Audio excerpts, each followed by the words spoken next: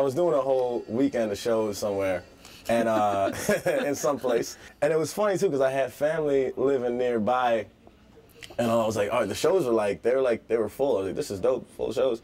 But the thing was, the shows were going so horribly that my family, it was like a Friday. I remember my family was supposed to come in the next day, and I told them, because they knew like my schedule's been crazy, so I was like, oh man, my bad, I'm sorry. I know I was supposed to do the show tomorrow, but I had to go back to New York last minute. I told them I wasn't. I told them I had to leave early, and someone else was going to do the shows, and I just hoped that they didn't just come anyways. But you were still there. I was still there, but I was like, I can't have them come. And they were how close were they? Were They're they like travel? 20 minutes. They just see it. Yeah, and they would have been their first time seeing me do stand-up, and I was like, and it was like 8 or 9 of them were going to come, and I was just like, I can't have that. And how many years are you in at this point? Like, this is very recent. Oh, it's recently, okay. Yeah, Okay. So, all right, the thing is, sometimes when it's black crowds, more like hood crowds, you have to get them like real quick. Right away, yeah. They don't care if you're doing an hour. Like, if you don't get them in that first 45 seconds, you're done. You're gone for the whole thing. You can't bring it back. Yeah. And I'm kind of a slower paced dude, and like,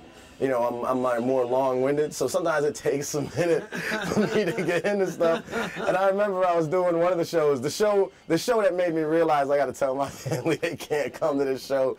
I was maybe about a minute and a half in, right? Yeah. And I'm just trying to set stuff up, just get a vibe going. Yeah. And I'm just, you know, I'm a storyteller. I tell a lot of stories. I'm starting it off. They don't want stories. A minute and a half in, this dude yells out, "Nigga, we ain't trying to hear your whole life story." I was like, God damn. And I tried to turn around and talk to him because I wanted to go back and forth with him. As soon as I did, like, the waitstaff was already asking him for his drinks or whatever it was. So as soon as he said that, someone was right there talking to him. So I turned around like, "What's up, man?" And as soon as I said that, he was already been talking to him. So then it was just awkward, and I was just staring at this guy like, oh, I don't even. And then just staring at a waitress's back. Yeah, I was just staring at a waitress's back, and then the whole time the rest of the crowd is just loud, and they're just not listening the entire time. No jokes is hitting at all whatsoever. Got a couple blues in there. You know, I still had this is just a wide array of everything. Yeah, just a wide array of everything. And at some point, you know, like you were saying with like how sometimes I'll switch it and just be religious. Like, if it's not going well, I'll just live in that. Like, I'll just love it. So I started talking, and none of the jokes were hitting. So at one point, I was like, you know, this is terrible. And people are like, yeah, and it was like, I'm like, you know what? You see, the thing is, right, tonight for me, it isn't about the comedy, right? I didn't come out here to do comedy. I came out here to bring y'all people together. That's what I did. You are a room full of perfect strangers, and right now, you know what I did? I united y'all because all of y'all are united in your hatred for me. And then everybody starts cheering. It's like, it was great. Yeah, I was a hero, man. Did that turn them around? No. They didn't even do it. They were like, you know what, he's right. Let's give him a shot. Yeah. Just like, fuck you still. Yeah, and it was kind of a hood area, so it was like, listen, man, I'll look, just as long as y'all don't try to, like, hurt me after this, I'm totally fine. I'll take care of it myself. I started talking about suicide and stuff. It was a good time, man. Just make it as dark as possible. Yeah, exactly. Yeah. So you got out of there safe and sound. I got out of there safe and sound. But the thing was like, I remember I was doing shows with my friend, too. He was doing good. And he was just like... at these shows? Yeah.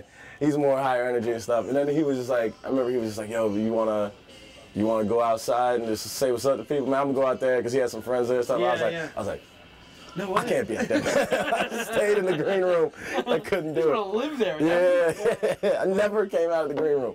But this one, we did 5 shows. The first 2 went horribly. And then the first show Saturday, which is the one my family was gonna come to. That's usually the best show. Yeah. It was amazing. Like they were listening to everything hit. It was dope. And I almost felt bad for telling my family not to come. Yeah. And then the next show Saturday had even more people. And I walked in all confident and then just got nothing the entire time. They can almost sense that confidence. Yeah. I walked in just beaming. And these were all black audiences, all these shows. Yeah. Wow. That's good. Yeah. I was 2 for 5 that weekend. 2 for 5. 2 for 5. That's not a bad average. That's not bad. I mean, it's pretty horrible. A tough audience? That's not too bad. Yeah. And I remember like one of the waitstaff dudes, like he was like some like, you know, dude was like from the area. I remember after the first show, you can tell he was probably someone who was a comic, and he was probably mad that I was there. And he was like, and he wasn't. And he was like, he came through. I remember he was like carrying some like food or something. He just walked in and was like, just me mugging me. Yeah. It was ridiculous.